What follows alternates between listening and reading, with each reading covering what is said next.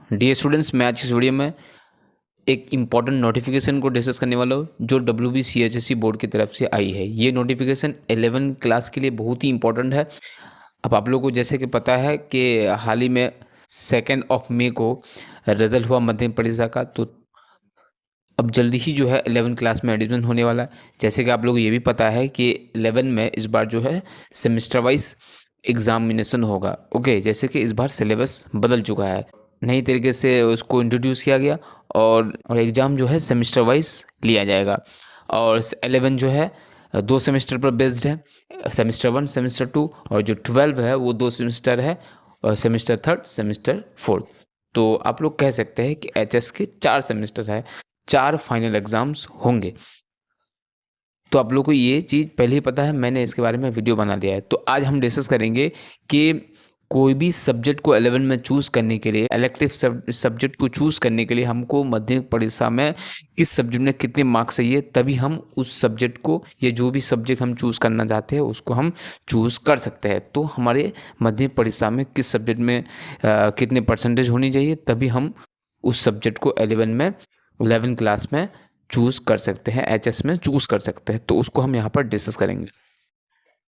जैसे कि यहाँ पर देखिए नोटिफिकेशन में बताया गया है, this is to notify that in order to be eligible for opting for an elective subject को चूज़ करने के लिए जो कॉलम 2 में दिया गया है, as specified in the column 2 of the table below, a student must obtain minimum percentage. उसमें कुछ मिनिमम परसेंटेज चाहिए, जो भी कॉलम 2 में जो भी सब्जेक्ट है उस सब्जेक्ट को ऑप्ट करने के लिए, उस सब्जेक्ट को चूज़ करने के लिए एज ए इलेक्टिव सब्जेक्ट, तो कुछ परसेंटेज होनी चाहिए, तभी हम उस सब्जेक्ट को चूज़ कर सकते हैं। Okay, in the subject as noted in the column 3 of the table. तो सबसे पहले देखते हैं कॉलम 2 में इलेक्टिव सब्जेक्ट है जो 11 में हम चूज़ करने वाले हैं, और कॉलम 3 में देखिए क्या है, minimum percentage of marks to be obtain the माध्यमिक परीक्षा फॉर इक्विवेलेंट एग्जामिनेशन। माध्यमिक परीक्षा का और नाम है इक्विवेलेंट एग्जामिनेशन। तो माध्यमिक परीक्षा में उतने परसेंटेज होनी चाहिए जो दिखाया गया यहाँ पर, तभी हम उसको चूज़ कर सकते हैं। सबसे पहले देखिए कॉलम 2 में मैथमेटिक्स। तो मैथमेटिक्स को चूज़ करने के लिए, 11 में चूज़ करने के लिए हमको क्या चाहिए, माध्यमिक में हमको मैथमेटिक्स में मिनिमम 35% होनी चाहिए। तो ऑफकोर्स आप लोगों में से बहुत सारे जो है 35% से ज़्यादा ही होगा। तो मिनिमम क्या है, 35% होनी चाहिए, तभी हम मैथमेटिक्स को ले सकते हैं। और स्टैटिस्टिक्स ये भी तो मैथमेटिक्स में आता है, तो माध्यमिक में इसमें भी 35% मैथमेटिक्स में चाहिए। उसका बायोलॉजिकल साइंस का मतलब होता है लाइफ साइंस। तो माध्यमिक में लाइफ साइंस में कितने परसेंट होने चाहिए, 35% होने चाहिए, तभी हम बायोलॉजिकल साइंस ले सकते हैं या बायो ले सकते हैं। उसके बाद देखिए फिजिक्स। तो फिजिक्स को हम तभी ले सकते हैं, 35% होनी चाहिए फिजिकल साइंस में। केमिस्ट्री, फिजिकल साइंस में 30% होनी चाहिए। ज्योग्राफी, तो 10 में भी ज्योग्राफी है, तो ज्योग्राफी को लेने के लिए 35% होनी चाहिए। कंप्यूटर साइंस, तो कंप्यूटर के लिए मैथ चाहिए, तो मैथमेटिक्स में 35% होनी चाहिए। आर्टिफिशियल इंटेलिजेंस, जैसे कि आप लोगों को पता है अभी जो है AI का दौर है, AI मतलब आर्टिफिशियल इंटेलिजेंस।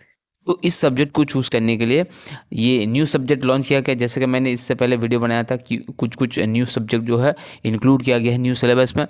तो AI के बारे में अगर आप लोग जानना चाहते हैं तो इस सब्जेक्ट को ले सकते हैं। तो मैथमेटिक्स में इसके लिए 35% होनी चाहिए। डेटा साइंस, ये भी इंटरनेट रिलेटेड है, तो मैथमेटिक्स में 35% होना चाहिए। साइबर सिक्योरिटी, साइबर मतलब जो सिक्योरिटी है अलग अलग इंटरनेट के अलग अलग मीडिया में, अलग अलग सोर्स में, तो उसमें मैथमेटिक्स में 35% चाहिए। अकाउंटेंसी, जो बैंक में होते हैं, बैंक में काम आते हैं, तो मैथमेटिक्स में 35% होनी चाहिए। कॉस्टिंग एंड टैक्सेशन, कॉस्टिंग के बारे में जानने के लिए, टैक्स अलग अलग डिफरेंट टाइप ऑफ टैक्स के बारे में जानने के लिए अगर ये सब्जेक्ट को लेना चाहते हैं तो हमको मैथमेटिक्स में 35% होनी चाहिए। तो इस वीडियो में हम लोगों ने ये सीखा कि जो भी सब्जेक्ट हम चूज़ करना चाहेंगे जो कॉलम 2 में दिया गया है, उस सब्जेक्ट को चूज़ करने के लिए माध्यमिक में ये सब सब्जेक्ट में कितने परसेंटेज होनी चाहिए, तो ये हम लोग जान पाए। तो आई होप आप लोग समझ चुके होंगे, तो आप लोगों को आइडिया होगा। और मैं उम्मीद करता हूँ कि जितने बच्चे हैं वो सारे इन सब्जेक्ट में जो है 35% से ज़्यादा ही परसेंटेज होंगे।